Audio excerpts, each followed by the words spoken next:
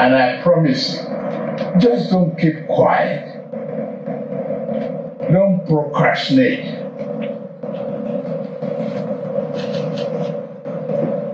Don't be frightened about investments in Nigeria. Bring it home. Ask your questions. Make your requests. The trade and investment opportunity is enormous. I have a team, and I am the captain of that team. I assure you, we solve problems.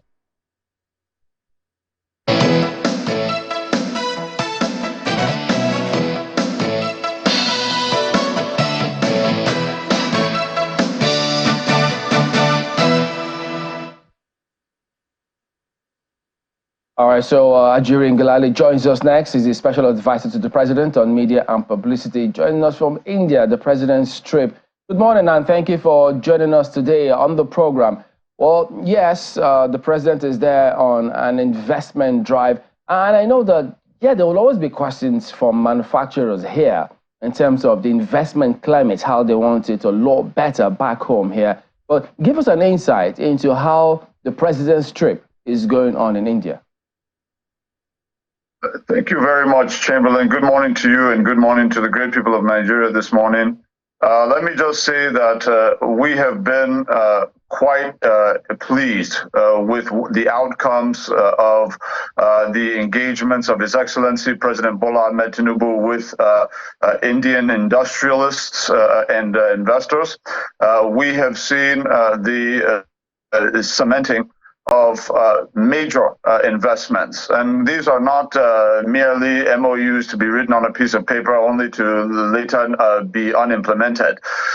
This is a situation in which the president secured these investments and then went into individual closed-door meetings with each of these investors who have pledged these investments to ensure that the nitty-gritty kind of the nuances and the details are dealt with at the presidential level with his personal intervention, making sure that whether it has to do with regulatory compliance, whether it has to do with tax incentives, whatever it is that will bring these industries, these factories, these facilities into Nigeria to create jobs for Nigerians and expand our taxpayer base in the country is what the president has done. And effectively what we have are in one event, $14 billion worth of new investments, about $8 billion coming from Indorama, which is already present as a petrochemical and fertilizer production facility in LMA local government area, Rivers State.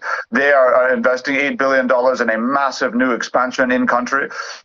In addition to that, we have a $3 billion investment in a new steel processing mill, a steel production mill, and iron ore processing facility that will be established by Mr. Naveen Jindal of Jindal Steel and Power Company Limited. That's something we're very excited about. And then in addition to that, we also have $1.6 billion being invested by Jitendra Sachdeva of Skipper Seal Power Company Limited, which is going to see to the establishment of 20 new power generation plants at 100 megawatts each, totaling about 2,000 megawatts across multiple states of northern Nigeria. So there is a ton for Nigerians to look forward to. And I haven't even gone through really, kind of 60% of the total investments. There are a lot of smaller ones, but I think also it's worth noting that on the security question in the country, Tinubu is securing a deal today, also in the presence of the National Security Advisor, Malam.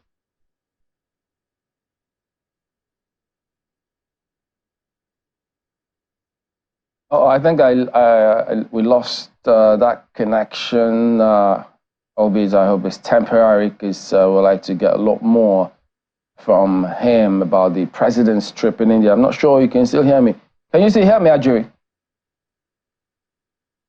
Okay, so we'll get that connection back. And yes, indeed, several areas that he's mentioned there. The power sector, I know ears will tingle when you hear about the power sector. We all want this power sector, uninterrupted power supply at that. And so the Minister of Power needs to know that, of course, he knows his job is cut out for him and he needs to make himself available to Nigerians. So, Ajuri, let me just jump in. I lost you for a bit. I will make our time to have a lot more conversation on some of those other areas, because lots of people want to know, how will businesses, the SMEs, regular people key in and improve their economy personally? But let me ask you this. I mean, just before this trip, there was that meeting the president had with Oracle chiefs, and many thought, okay, so in that trajectory, probably, just probably. And then to India. We know India has this intellectual capital when it comes to IT infrastructure globally. Is there anything going on in that regard?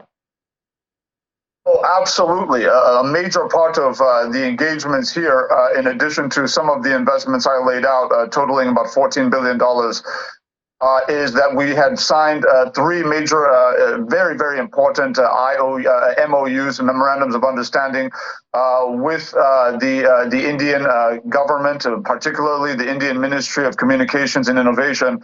They've partnered with our Ministry of Innovation and Digital Economy to effectively create a shared ecosystem for ICT development with respect to the digital economy, kind of a digital economic transformation.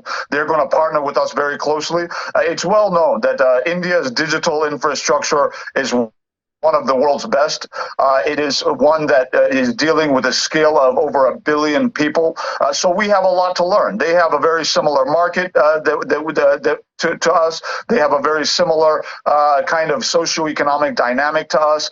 So we're excited for that partnership. And in addition to that, we have another MOU under the Ministry of Trade and Investment with the investment promotion arm of the Indian government, known as Invest India, that will deal with a kind of infrastructural development. In association with Nigeria's Infrastructure Corporation of Nigeria, they will be partnering with Invest India to essentially come together, mobilize resources for major infrastructural development opportunities across the digital space, but also across physical infrastructure, roads, bridges, airports, seaports, and the like in Nigeria. So that is totally separate from the individual investments that Mr. President was able to secure through his personal intervention here in New Delhi. And there's a lot more to come. I know the president, even during campaign and then subsequently, he's spoken largely about how he wants to ensure that foreign businesses have at least a very safe, make Nigeria a safe haven for those kinds of investors. So for this particular trip, is there like a target in terms of what we want to achieve, what exactly we want to do, so that when we get to this threshold, we know, okay, well, we're moving forward, we're meeting some target, at least something to measure how we're progressing. Is there any such thing? Absolutely. So aside from the government-to-government MOUs that we put in that are now in place, and aside from the investments I've mentioned, it's worth noting $14 billion in one summit is no small amount of money. And for us, this is just one nation that we're partnering with. How much more when the president's moving around the world, securing investments country by country with investors from each of these countries. The biggest thing that we campaigned on under the Renewed Hope campaign of His Excellency Mr. President during the campaign season was that you are electing a man who has done this before.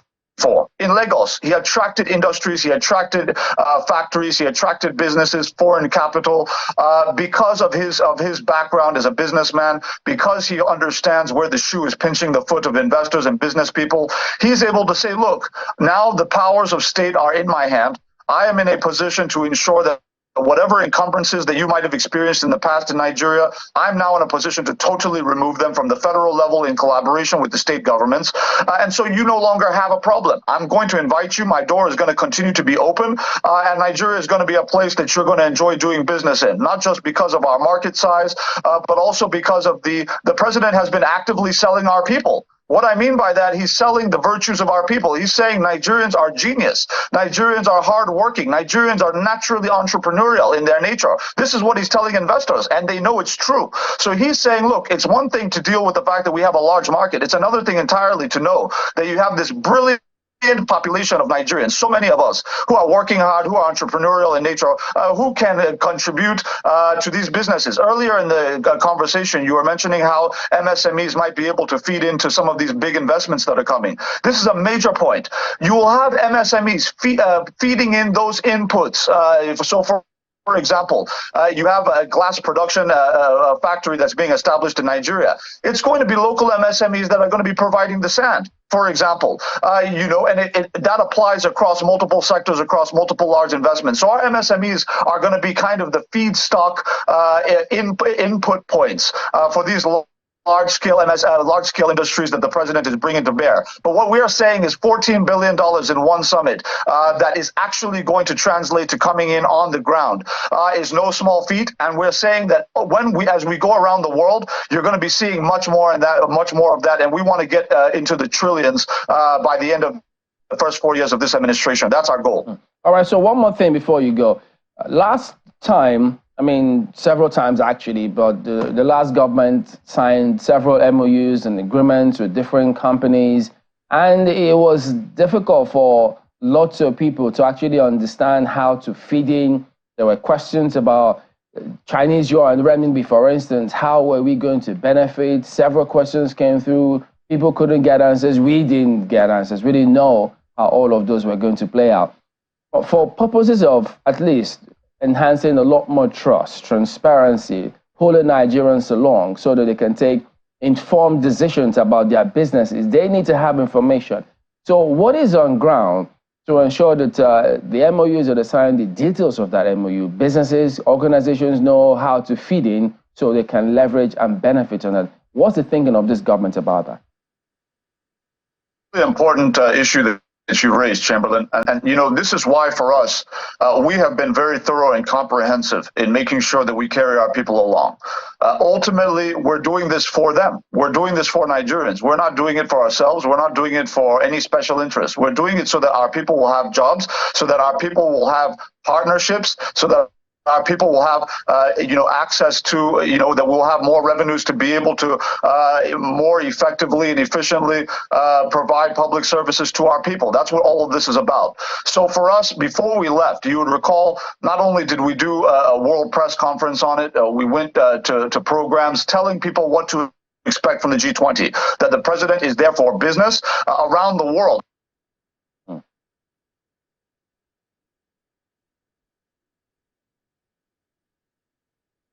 We've had reports from Bloomberg and Reuters, basically ensuring that when people see Nigeria at the G20, they know we're here seeking investment. That's what we're here for.